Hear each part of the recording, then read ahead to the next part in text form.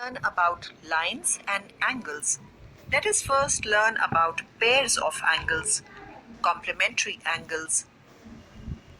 In the on-screen figure 1, angle B and angle E add up to 90 degree. Similarly, in figure 2, angle ABC and angle DBC add up to 90 degree. Thus, if the sum of two angles is 90 degree, the angles are said to be complementary angles, and each angle is said to be the complement of the other. For example, angles 30 degree and 60 degree are complementary.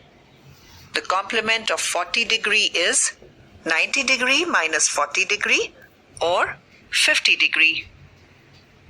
Next is supplementary angles. Here, in the first figure, angle B and angle E add up to 180 degree. Similarly, in the second figure, angle ABC and angle DBC add up to 180 degree. Thus, if the sum of two angles is 180 degree, the angles are said to be supplementary angles, and each angle is called the supplement of the other. Angles 60 degree and 120 degree are supplementary. Angles 40 degree and 140 degree are supplementary.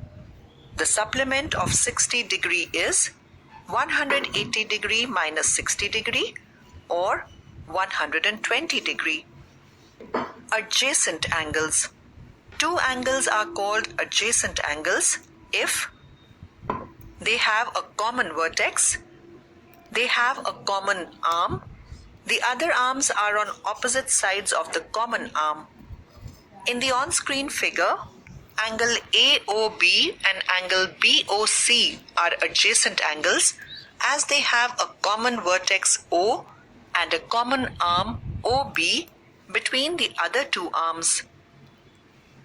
Linear pair. A pair of adjacent angles is called a linear pair if their outer arms are in a straight line. Angle ADC and angle BDC form linear pair since their non-common arms DA and DB are opposite rays, plus angle BDC is equal to angle ADB is equal to 180 degree. The angles in a linear pair are supplementary. Vertically opposite angles. In the given on-screen figure, two lines AB and CD intersect each other at O, forming angle 1, angle 2, angle 3 and angle 4. Angle 1 and angle 2 form a linear pair.